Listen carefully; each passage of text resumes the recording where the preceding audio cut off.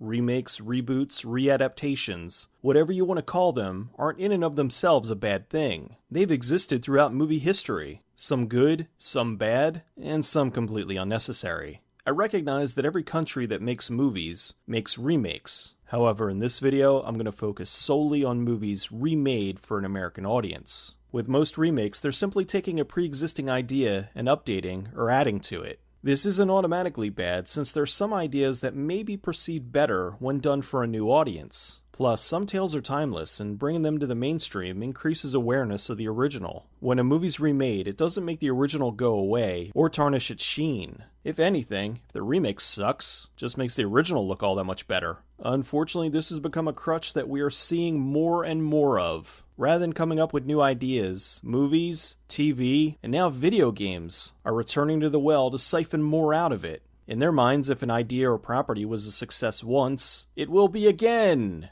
and again, and again, and again.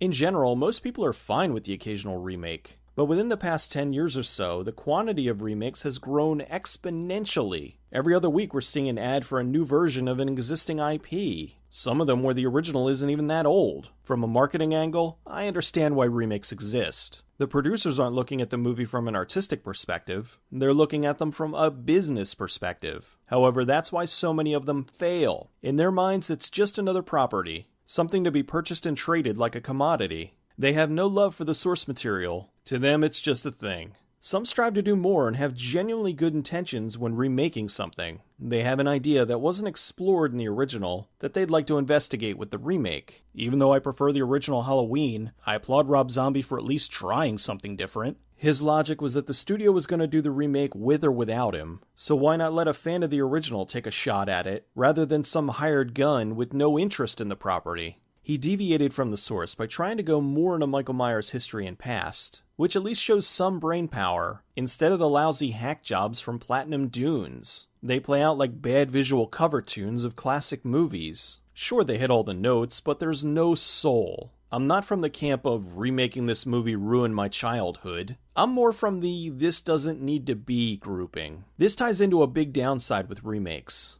It takes money away from unknown properties. To a producer, it's a much safer bet to go with something previously established than to invest in a property that's unproven. How many original scripts have been passed on just so the safer bet of a remake gets greenlit? I don't understand the logic of taking $125 million and remaking a movie like Total Recall, instead of perhaps taking that money and churning out 5 or 10 smaller productions. You'd have a higher chance of return on investment, plus there's a good possibility that one of them could become the next Paranormal Activity, Saw, or Blair Witch Project. The notion that if something was a hit once, it will be again has proven its invalidity. For every hit remake like Clash of the Titans, you get a major bomb like Conan the Barbarian. There's different kinds of remakes, so let's look at the different types. First up is just regular old remakes. This is taking an existing property and, well, remaking it. It can be a simple case of updating a movie to current times, like Footloose, or taking a foreign language film and remaking it into English, like La Femme Nikita, Point of No Return. Often the best remakes are the ones that'll take elements of the original, but go in a different direction, or tell a different version of the story. These are the ones you can watch back to back, but have two different experiences. A perfect example is David Cronenberg's The Fly versus the original from Kurt Newman. The original film is told through a flashback sequence about a woman explaining to the police that she had to murder her husband because a science experiment went wrong, and he had the head and arm of a fly. It was more of a mystery that explained how he got to that state and why the wife had to do what she did. The remake was much more sci-fi horror. A brilliant scientist accidentally teleports himself with a fly and is gradually transforming into a human-sized amalgamation. It shared the basic concept, but it told a different story. An example of how to do a remake wrong is The Omen. The remake is nearly identical to the original, aside from a few things here and there. On this night, Mr. Thorne,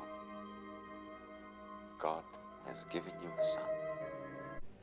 On this night, Mr. Thorne, God has given you a son.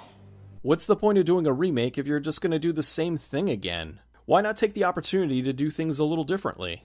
How many remakes just mimic the original right down to some of their most memorable scenes?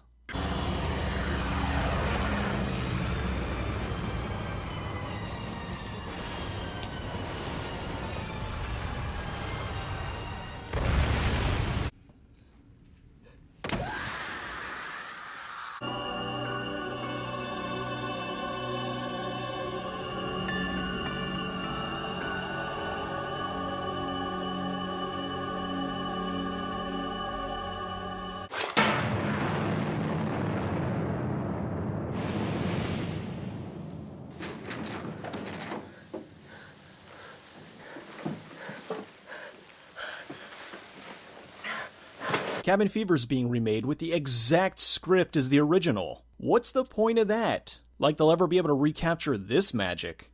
Pancakes! Pancakes! No pancakes.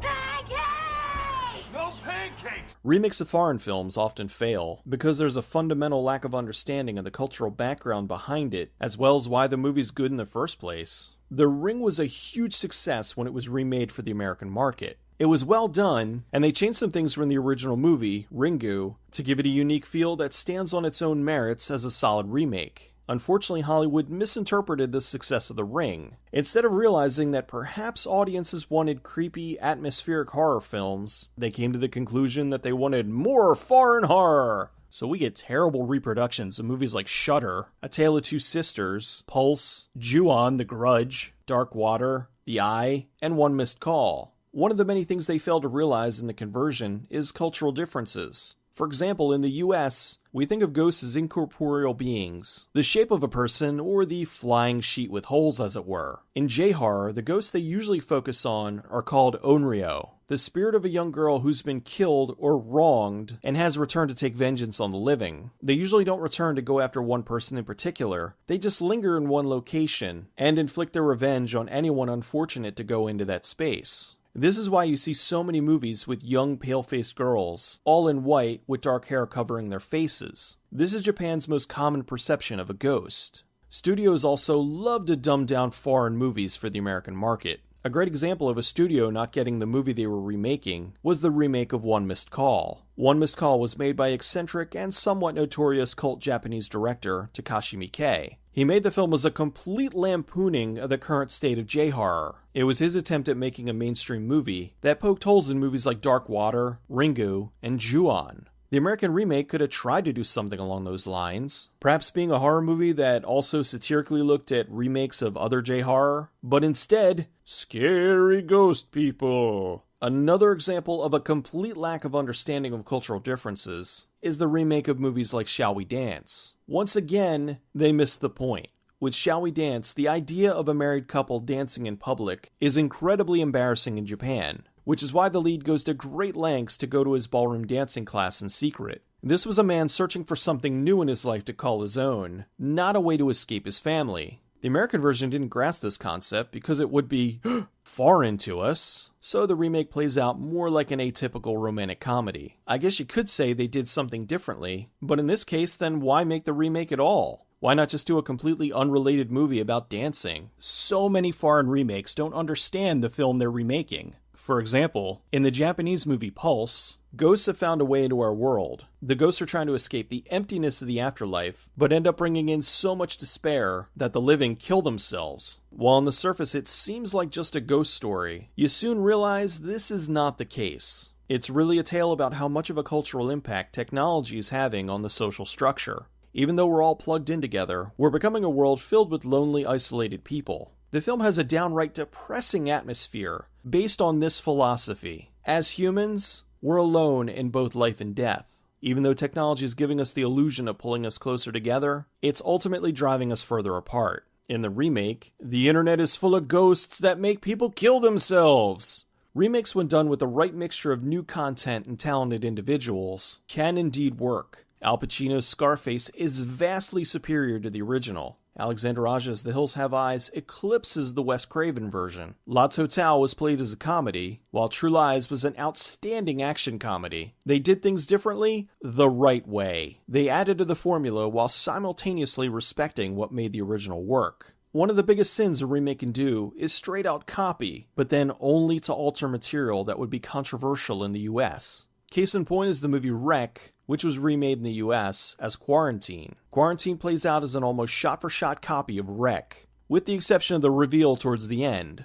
In Wreck, it's explained that the viral outbreak was because of a girl that was possessed by a demon. The possessed are weak against crosses, holy water, and other religious artifacts. In Quarantine, fearing the backlash of the Catholic Church, they changed the virus to super rabies, a virus that normally only affects animals, but is mutated to affect humans. After getting wind the general public wasn't happy with the overwhelming amount of remakes, studios decided to change tactics. They had no intention of stopping. They just figured that by changing the names of the movies, they could still remake them and nobody would be the wiser. A Tale of Two Sisters became The Uninvited. Infernal Affairs becomes The Departed. The Sons of Katie Elder is now Four Brothers. Let the Right One In became Let Me In. Can't Buy Me Love is now Love Don't Cost a Thing. Natalie is now Chloe. You get the point. Next is reboots. Reboots are taking an existing property and starting over with a clean slate. We're seeing this a lot with the current wave of comic book movies. In 1989, Tim Burton's Batman was more in line with the Frank Miller Dark Knight series. While that version seems tame now, back then it was a big push towards getting comic book movies to be taken seriously. They even put a cease and desist on Adam West so that he wouldn't appear at comic conventions in the old Batman outfit.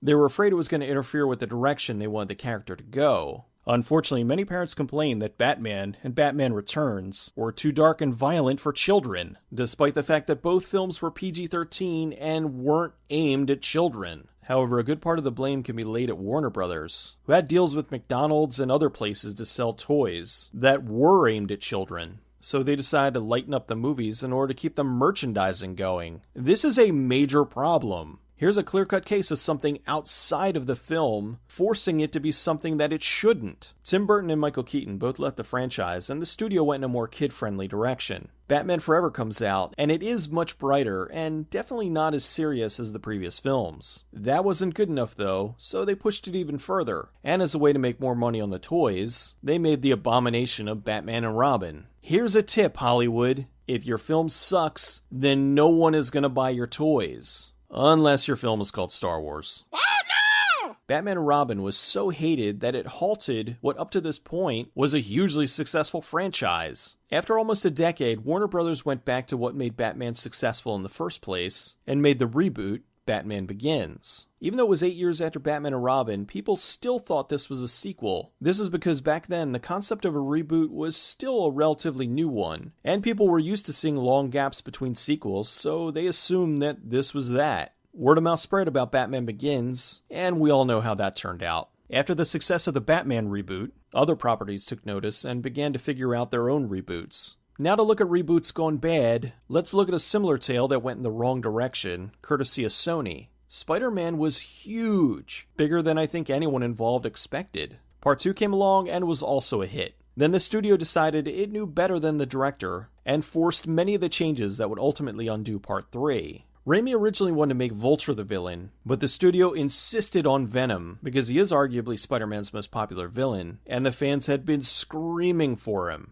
Raimi gave in and shoehorned in both Eddie Brock and Venom. Later it came out that he really didn't like the character and sort of half-assed it. You could tell. The movie did well financially. It was the highest grossing of the three, but it was critically panned and the fans reviled it. A few years later it was announced the series would get a reboot as The Amazing Spider-Man. They retold the origin story, but made changes that pissed off many longtime fans. The movie did okay, but didn't make as much as the first, and it cost about $100 million more to produce. They moved ahead with the sequel, and again, the film underperformed despite having a huge ad campaign. Sony began talks with Disney since they've been so successful with their Marvel movies, and looked to see what they could do to improve Spider-Man. So it appears the series is once again being rebooted. By the time this movie franchise is 15, it will have gone through 3 versions. Fans keep saying that Sony should sell the series to Disney, but I understand why they're reluctant. Every one of the movies grossed over $700 million worldwide, bringing in a total of almost $4 billion. So while audiences are complaining, they're obviously still going to see them, so it wouldn't be a smart move on Sony's part to lose the franchise. Like remakes, reboots have gotten out of hand. The Texas Chainsaw Massacre had a remake, then a sequel/reboot, so now they're rebooting it again. A Nightmare on Elm Street had a reboot in 2010, which failed, and now another remake. The Grudge was remade and had 2 sequels that were progressively worse, so now they're rebooting it. Finally, readaptation. A readaptation is when you take something like the novel, The Girl with the Dragon Tattoo, which was already made into a movie, and make another movie based on the book rather than copy the movie. Another example is the 1951 movie The Thing from Another World. The movie was based on the short story Who Goes There by Don A. Stewart. In 1982, John Carpenter released The Thing. While he was influenced by the original film, which was a huge part of his childhood, his movie was much closer to the original book. A case of readaptation going wrong is the recent movie Carrie. The original film's considered a horror classic, but strays from many of the elements that were present in Stephen King's novel. When the movie was released, it played out as an almost exact copy of the original movie, with just an update on the time period and some snazzy new effects. As it turns out, the film that was released was not the version the director shot. She did the film to be more like the book. Many of the scenes that were spoken about, like how Carrie made her mother's heart stop, were not in the film. For some reason, even though test audiences were positive about the film, the studio reshot large chunks of the movie. The scenes they reshot were copied from the original movie and didn't exist in the book. Look at all these actors who were uncredited because their scenes were cut. Essentially, they panicked and did what everybody thought they were going to do. Some other readaptations include Charlie and the Chocolate Factory, The Scarlet Letter, and just about every Shakespeare novel ever written. So in the end, what do I mean? Have a reason. Don't just remake something because it was or still is popular. Take the opportunity to do something to make it different. I'm not saying stop remakes. I'm saying stop making so many of them. Remakes will always exist, and I'm fine with that. However, when you remake and reboot everything, you establish a creative void, and eventually, you're gonna run out of material. Instead of remaking Invasion of the Body Snatchers for the umpteenth time, why don't you take a look at one of those other scripts you have on your desk? It could very well be the next billion-dollar franchise.